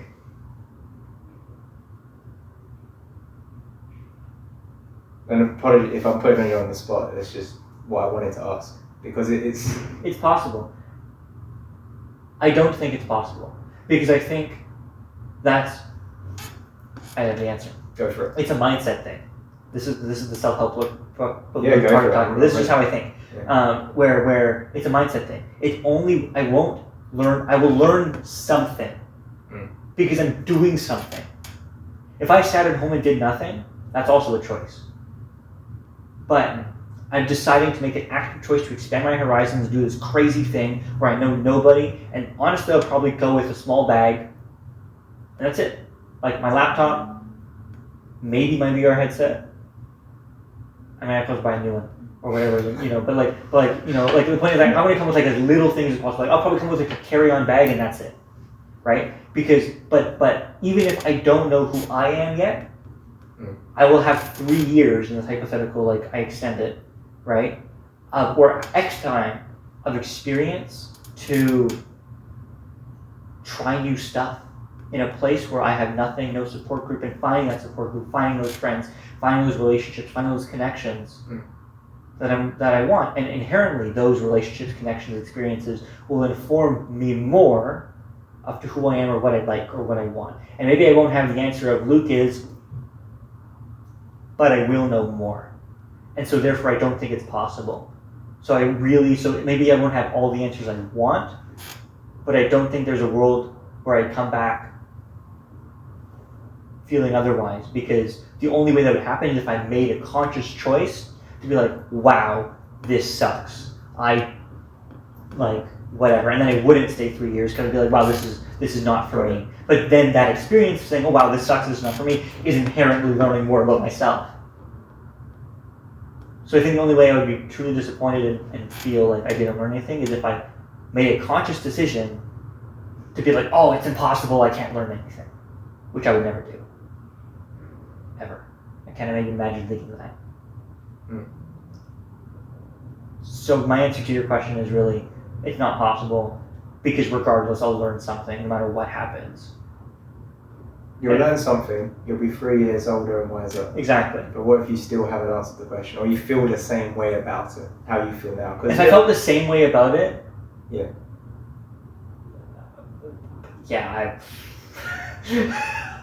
I don't know. Because it's possible. I guess, of course, you're older and wiser. You'll be wiser, you would have experienced more. But I think that's really what I want. I just want to experience more of life, right? And I understand that nobody knows exactly who they are. Even the most profound Buddhist monk doesn't know truly who they are, because how can you truly answer that question, right? It's not like you can put a pen and paper and write a 5 sentences on truly who you are. You can talk about your mission, about what passions you have. You can talk about what wakes you up in the morning. But are any one of those things truly who you are? It's really a much more complex, image, color palette, right? So, yeah. It is a tough question. I think if I had to answer it, I'd just be disappointed, and I would go back into the being of wow, I just wasted 3 years of my life to do and I still have no idea who I am. If it truly happened that way, I'd just be disappointed, and then I'd have to think about it for a little while and meditate on it. I go back to I truly don't think it's possible, but presuming it was and presuming it happened, obviously then it happened. It's a fact. Yeah, I'd just be disappointed. I'd be very disappointed. I'd be sad. Because I'm going, and if this is invasive, obviously tell me back. I'm open book then, or whatever. But what I'm seeing play out is you searching for something that intellectually doesn't exist. You're not going to find it. Yeah. And I'm wondering if you're doing it because you're enjoying the drive. You're enjoying this fire in you. You're enjoying where it's taking you. Oh, that's cool. But then you're disappointed that you tricked yourself. I understand. You're looking out there for what's in here. Yeah. But the reality is they can't. It's like looking at your own eye. Yeah. You can't stop. You can't stop trying. You can't. Yeah. You can't help it. But what does my eye look like? What colour is it? What? Let me get a mirror. Let me get 4 mirrors and line them up. My eye. I see what you're saying. But I'm not suggesting. No, I know. I think you're asking a good question, honestly. I think I'm more bringing to light what's motivating you, and I think it's healthy to have that. Oh, totally. But I'm curious how aware of it you are, of this fire that's moving you, this curiosity. I'm very aware of the curiosity that's moving me to the point where I've made some pretty drastic life decisions because something was quenching that fire even a little. Like that curiosity is me. Like if I had to give an answer right now, who is Luke? It's sure I want to help others succeed. That's like my mission statement. Like what gets me up in the morning is like if I can impose or do or say or suggest something that makes someone else's life better in a positive way. That's what I live for, bar none. But at this point, I have no idea what that is. That's my battery. That's the power. Yeah, we'll charge that up. I want to keep this going. We're in a really good spot here. Let MoneyMitch work this out because he needs to get his charge. Can we run this over? Is it still recording or would it have died? It's still recording. Okay. Yeah, it was only charging the light. That's fine. Is this going to work? No, that's USB. USB plugs into this. You good? You need a minute? All good. We can close up. No, I just want to check because I'm not here for my team, but. Okay. We can always close up to part 2. No, we're all good.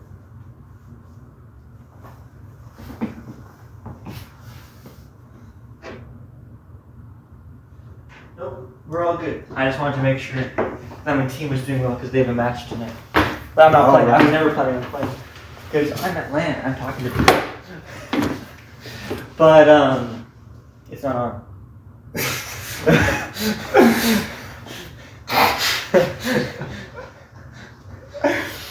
Oh my god! Right. I thought that was why you plugged in. Yeah, it was. That's why we got. That's why we stopped. But yeah, we've been going for a little while now. I have no idea how long it is. There's no rush. I can go all night. Yeah. Yeah. Okay, we'll carry on for a bit then. What's the Uber Eats? So you can always eat whatever. Do you want to carry on in this area, or we can? I'm an open book. Yeah. Talk to me about whatever. Okay. Because I think you were mid something, and then we saw the light go off, and let's try and get back to that. Let's get back to that. I have no idea what that was. What was it? What was it?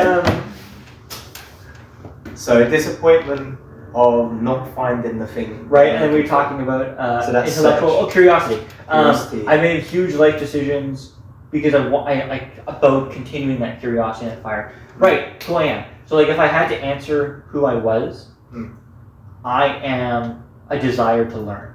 Desire to learn. I've never actually verbiated any of this before, and I've never really thought about it too much. But if I had to answer the question of like, who is Luke? Who is Luke? Right now, at this point in my life, I'm not interested in anything else besides constantly learning. And quite frankly, if I'm not constantly learning, I'm miserable. Like, miserable is an understatement. Anyone who knows me in real life, because VR is a little bit different. Because you don't, even if the person sounds, you don't know how they physically are embodied, right? When I'm not learning, or if I'm doing something and I'm stuck into it for too long, I'm miserable. Even if the thing is really good. If I want to, I don't say this in any sort of way, but let's do the specifics out of it. But I had my dream job. I did my master's, I finished it, worked a couple of shitty jobs that I thought were my dream job, but they weren't. Took a month off, applied for jobs that I had no business getting. Got it.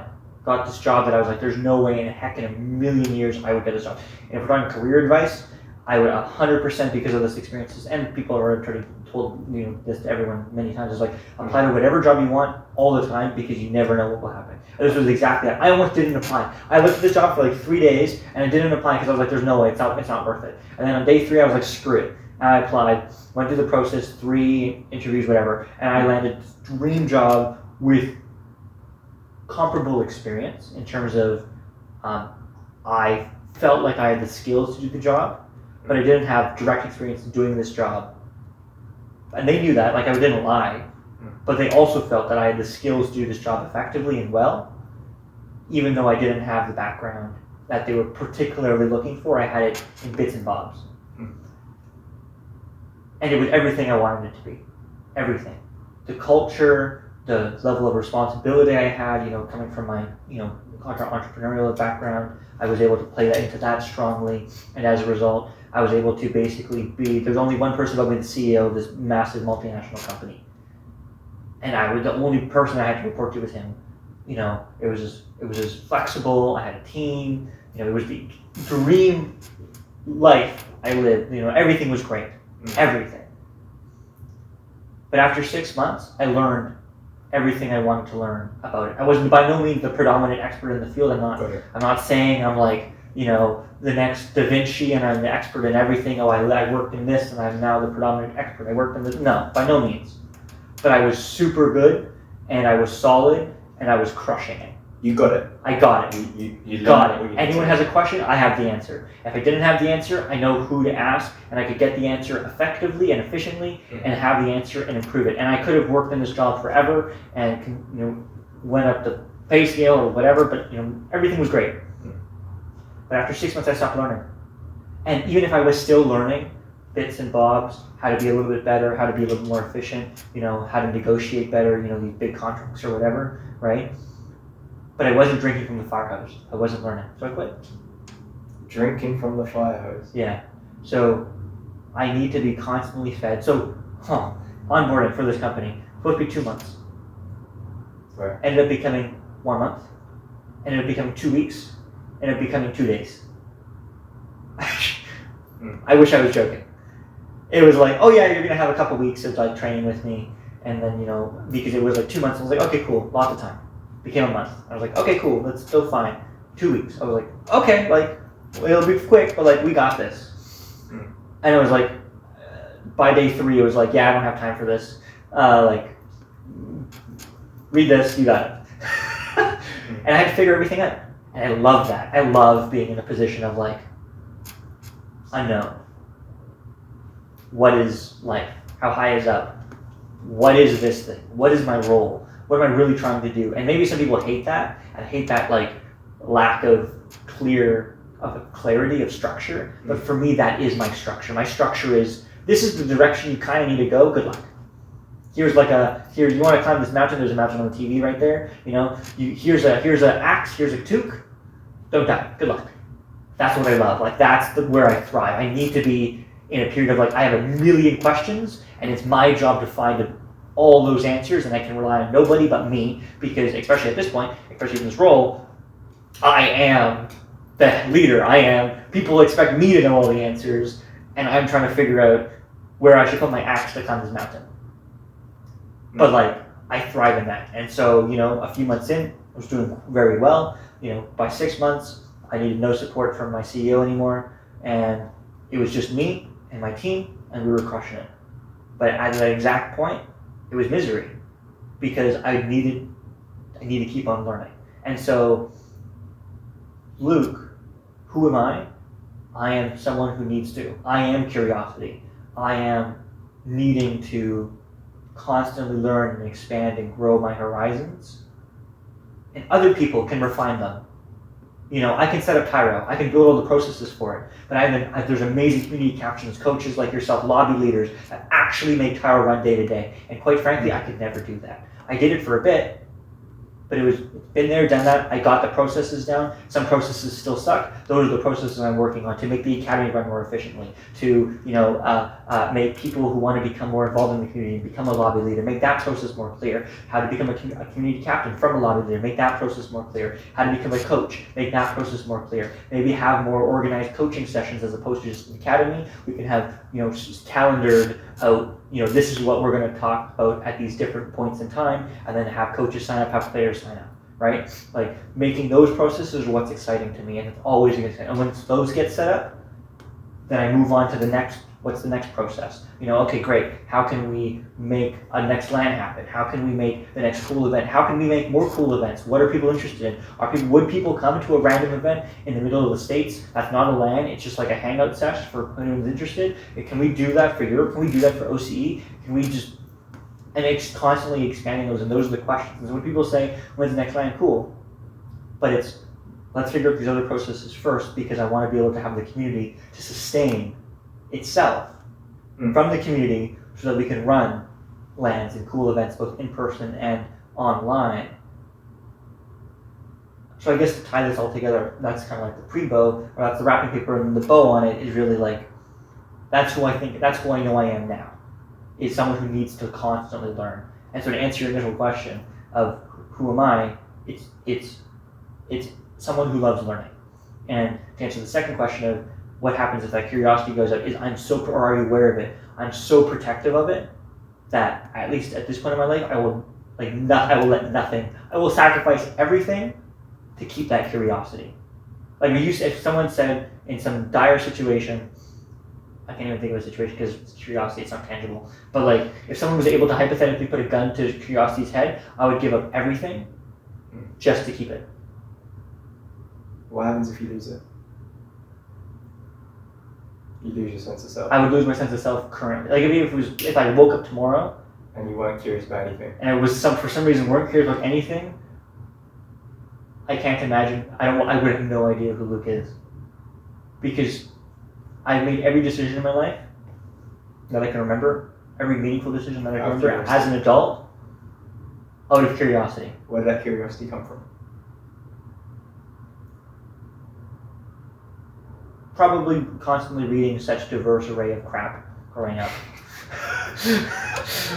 Like I always talk down on like really useful things, because like for me as a kid it was like I don't want to read that book about like emotional intelligence. I don't want to read this book about like how to organize your time effectively as a leader. Like I'm a freaking kid, like I don't care. I don't want to read this book from some Harvard professor. Like I just want to play in the park. I want to climb trees. I want to like play Sandman. I want to climb the monkey bars, But that's where it came from, I think. Where it was like, at some level, and as I said earlier, I always was interested in learning more about emotional intelligence and leadership and organization because it's fascinating, right? And so inherently, not only did this constant flow of books teach me all these random skills, some of which are useful, some of which are not. I have no idea how much of an impact it actually had. I think it had a very strong impact, but who knows? Maybe it would actually be my upbringing, my supportive family, more than anything else. Maybe it wasn't. I mean, I don't think so, but like whatever. It could be anything, right? But the thing at the end of the day that also cultivated, I've never thought about this before, is constantly learning. Because if I would pick up a self-help book and it was from an author that I already read, a lot of the authors that write self-help books, especially lots of them, just like have the same thing but like in a slightly different context, right? And that's that's like the biggest like drawback to the people who are like, oh, self-help books are like full of crap, right? Yeah. And they're not. They're really useful, but lots of authors monetize their books and monetize people because sequel, right? And it's the same stuff rehashed, as opposed to 5 ways to organize your life or realize your dreams. It's 5 rules to organize your life. It's 5 steps to a happy relationship, but it's the same thing.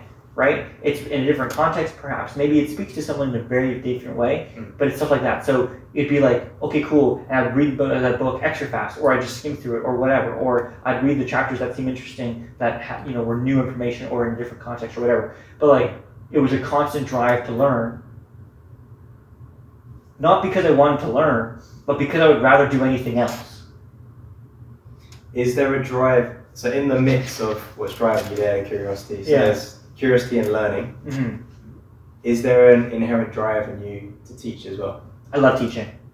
I freaking love it because it goes back to what gets me up in the morning, helping others succeed. I'm not interested in teaching an anonymous group of people. It doesn't matter if I know where you live, your name, how tall you are, how short you are, how old you are, I don't care. That's not what I mean by anonymous. I mean anonymous being, I want to interact with you as a voice, as a human, and back. I want this. If it was a class of 5,000, no problem. Also into it. There's a limit there somewhere. I don't know where that limit exactly is, but I want to have those interpersonal relationships where I can also see or feel or connect and have that impact. Some of the greatest moments of my life are university friends who text me years later being like, hey Luke, you said you do this in the morning at the time, or you said you do this for prioritizing your day or whatever. And I've done it and it's changed my life. My phone's over there, but I got one the other day from my friend. I'll she'll remain nameless. This isn't her name. Let's call her Lisa. And she texted me and she was like, "Hey Luke, hope you're doing well. I just wanted to say that you told me how to prioritize your day by the thing you want that's the most annoying and you don't really want to do first. So no matter what, you have a really productive day." And I've done that. And now I'm working my dream job at the Canadian Opera Company, and I just want to say thanks. Hope you're doing well. And there's nothing better. And I haven't talked to Lisa. I almost said the wrong name. in years, totally out of the blue. And I hope that there's many other people as well that I haven't heard from and never will hear from again. But if I can make a positive impact on someone by teaching them something that I know, no question. And there's no dollar figure to it. I mean, some people are like, "Oh, Luke, you're being a life coach or whatever." Not interested. I'm interested in humans.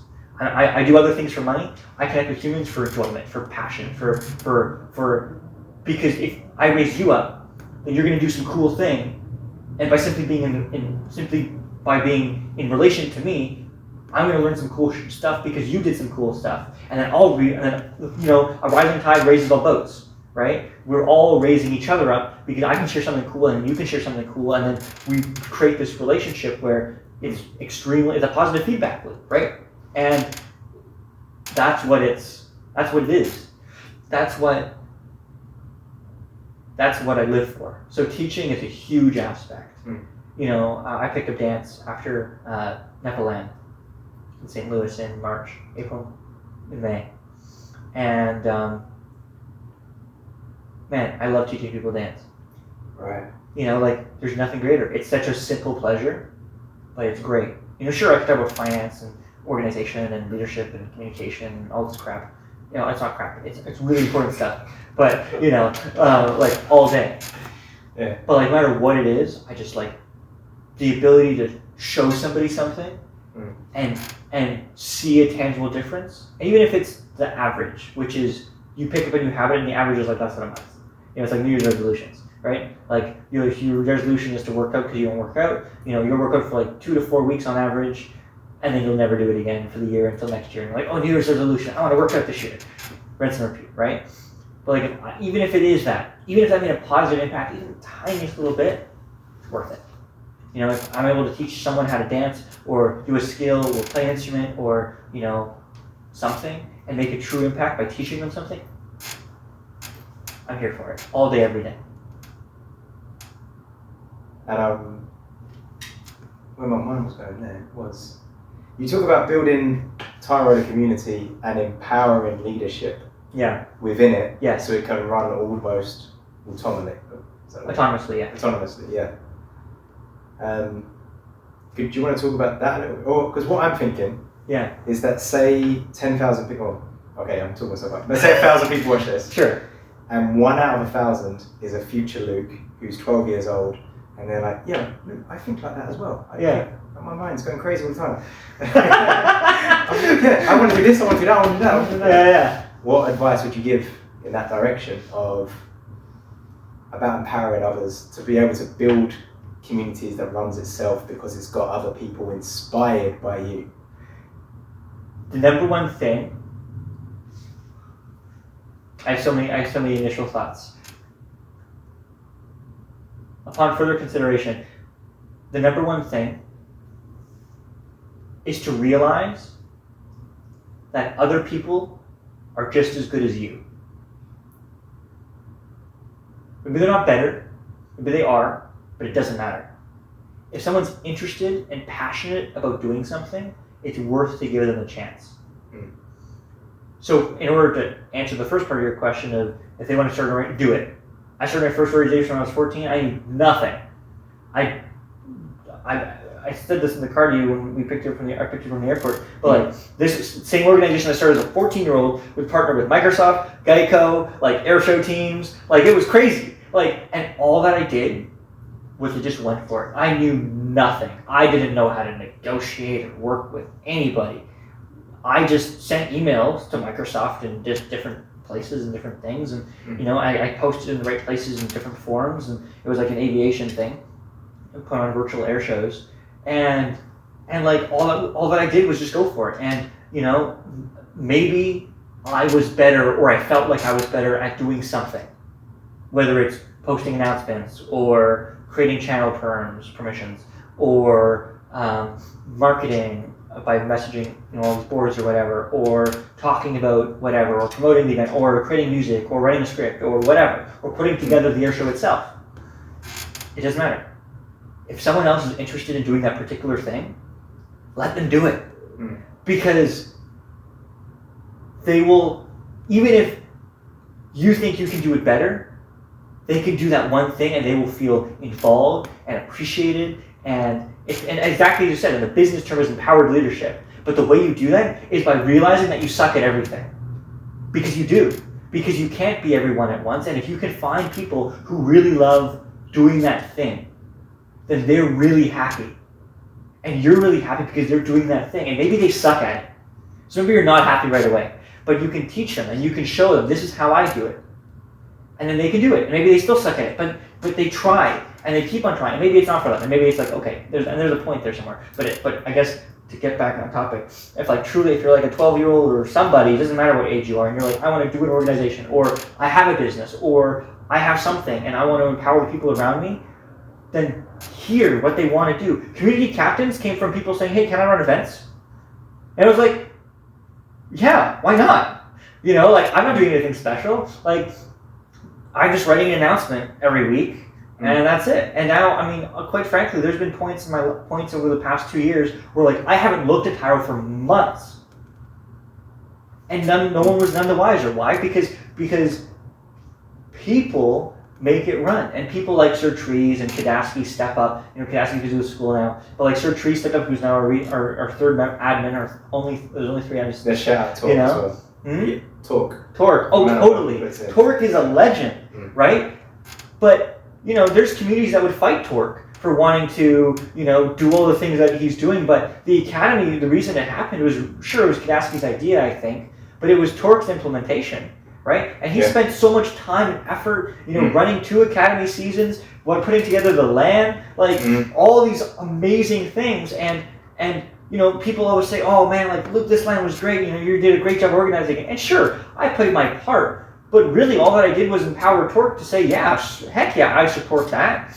And sure, I had, you know, decision-making along the way, but it was Torque's baby, really. You know, like, I don't deserve the credit, Torque does. And sure, I created the community, and that's what Kirk will always say. It's like, well, yeah, but and that's true. But the reason it happened was because of Torque. You know, and the reason it happened the way it happened was because of Torque. The reason why there isn't a Tyro LAN 2 and it's not that easy to put on is because I need to do the same thing Torque did. And that's not easy. That's a lot of commitment, right? And it's just because I said yes, right? And don't say, you know, yes to things that you're questioning and you're not sure about. You can ask questions back. You don't have to say yes forthright. But if someone comes to you, or you have found someone and you have an organization, or you're part of a team, or you know, whatever, and someone says, hey, can I do this? The answer is always yes. Because they asked you, they reached out, they took a leap of faith and said, hey, can I do this thing that you're currently doing? Because I want to. Or maybe you posted somewhere saying, I'm looking for someone to do this, right? And then, therefore, they're empowered, and they feel empowered by you. And guess what they're going to do? They're going to say, yeah, I started doing this thing because of this person. And not only from a selfish point of view, does that feel like so good, because it's like, holy crap, like, you did all the work, but I empowered you to do that and feel like you wanted to do that. And then because you did that, you told someone else about it, and now they want to help too.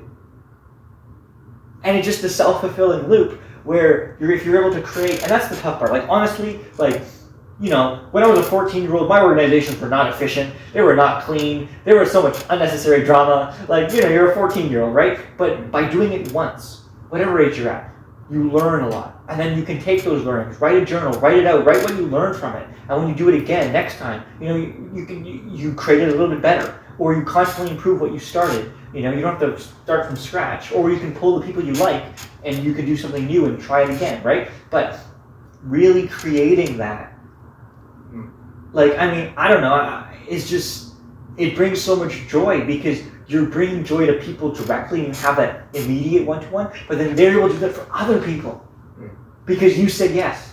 Because you said, yeah, sure, you can run an event. Yeah, sure, you can do that thing. You want to give me a ride because I need to go somewhere? Sure. Why not? Because that little act of kindness can empower that person to be like, wow, you're a cool person. From a selfish point of view, but also, that's a connection now that you have because you said yes to someone because you said, maybe they never heard yes. Maybe they never hear yes. Maybe this is the first thing they've ever asked for. But it's also, saying yes to them. But it's also lifting them up as well, right? Yeah. Giving them the opportunity to run with it. And maybe they crash and burn. But they're still grateful because they tried. And maybe it's worth picking them back up. Or maybe they disappear since it's the internet, forever. Or maybe it's a startup, so they don't disappear. They're just crashing and burning. And then you have to help them grow, right? So empowering leadership is that's a huge topic in self-help and leadership books. So there's so many books. There's a book literally called Empowered Leadership that I would highly recommend reading. But it really is just say yes to people when they want to step up. And if you don't, and if no one's stepping up, and you think people who would be a good fit, just checking the thing. Yeah, because it was on 30%. Oh, mate, I have absolutely no idea. That's all right. So that's a wrap. Or you still have the audio at least. Yes. That's what I was looking down at this. When it flashes blue, it means that it's all good. So I kept checking that periodically. We have the audio. We do have the audio. We have the audio. So just go to a screen. Audio. Basically, the video stopped at some point. At some point in the past 20-30 minutes. I'm hoping you can hear me now. There's not too much echo. But we're going to close this up right now. This has been the one you see. Luke, this has been MoneyMitch26 interviewing him. There'll be part 2, 3, 4. But who knows? Luke can talk forever. I could. Incredible guy. Thank you. But we're going to wrap this up and put an end to it. Peace.